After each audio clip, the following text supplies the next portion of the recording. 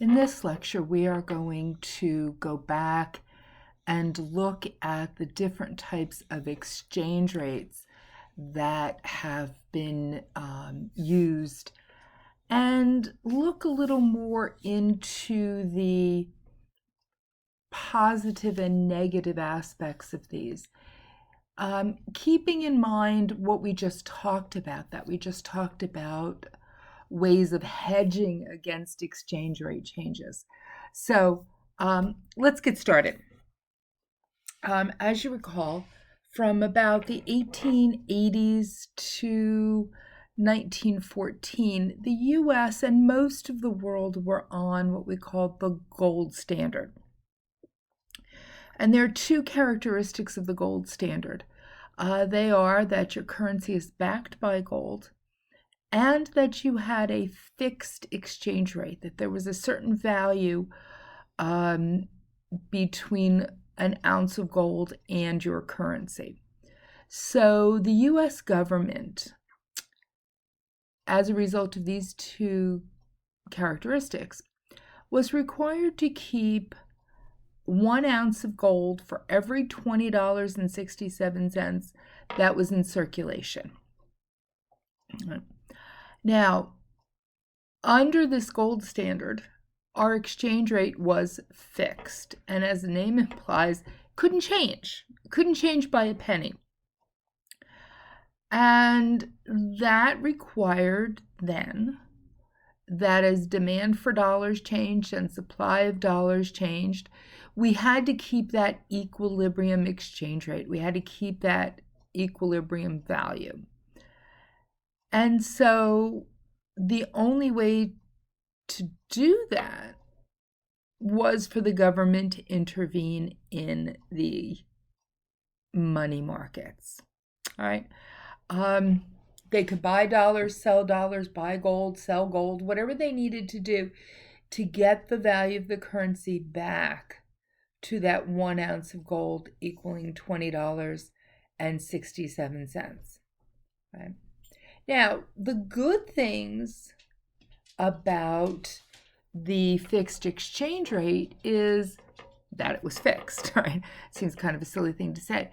But what the fixed rate did is it allowed businesses, it allowed tourists to always know what the exchange rate was. We didn't have to worry about hedging exchange rate changes because it couldn't change. All right. And in part, the emphasis then gets thrown onto the governments to maintain this rate. And it worked in the following way. If we had a balance of trade deficit, meaning we were importing more than we were exporting, when imports are greater than exports, that means we're going to see a flow of money out of the economy. So in this case, gold is going to leave the country. As gold leaves the country, we're going to have to decrease the amount of the money supply. As the money supply drops, the demand for goods is going to drop, which will drop the prices of goods domestically, and that will increase our exports. Our exports will look more attractive. And then we'll have an inflow of gold. So under the fixed exchange rate, there is the possibility that changing exchange rates will help us correct a balance of trade deficit by the adjustments that need to be made. So that's another great positive thing about the fixed rate. Unfortunately, there are some negatives.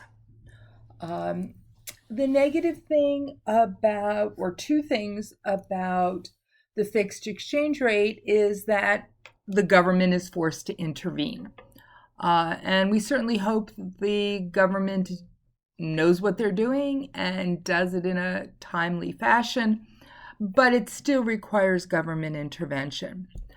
The other problem is that the government cannot use monetary policy to correct the domestic economy.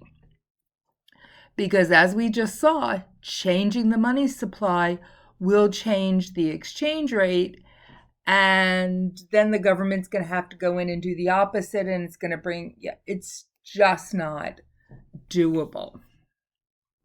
For the US, during the years, the 1880s through 1914, although there are some negative aspects of the fixed exchange rate, we really didn't have that big of a deal with it. During this time period, the U.S. was not a major world player. It was not a major trading country. And so the downswings of the downward aspects of the fixed exchange rate did not really matter as much to the U.S. England, France, they had more issues with this than we really did. But then we get to 1914.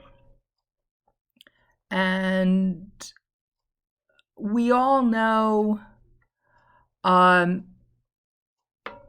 the significance of 1914. 1914 being the beginning of World War I. Now, keep in mind, the U.S. does not enter the war in 1914. It enters in 1917. So there are several years of World War I where the U.S. is not involved. But it does impact us and our economy. England, France needed our assistance. They needed goods from us. So we begin trading more and more with those two countries and with other countries. And so our entry into world trade expands. Now, during the war years, England and France did not attempt to maintain their exchange rates. They kind of left them there. They had more things to worry about than exchange rates. So any purchases of U.S. goods done by England and France were done at the original gold standard, the original fixed exchange rates, and not a big deal. But technically, the world went off the gold standard. The U.S. Begins maintaining the fixed exchange rate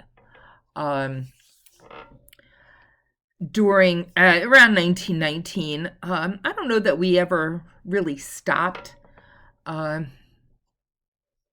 We never officially go off the gold standard. But the U.S. returns to maintaining its rate right after the war. Europe, it took a little while longer for them to come back to maintain the rates, basically because they had a shortage of gold. They had lost a lot of gold reserves. They had been paying for lots of things. And so their economies, their gold reserves, everything were in a mess. So most of the European nations returned to the gold standard in 1925, and stay on the gold standard until 1931.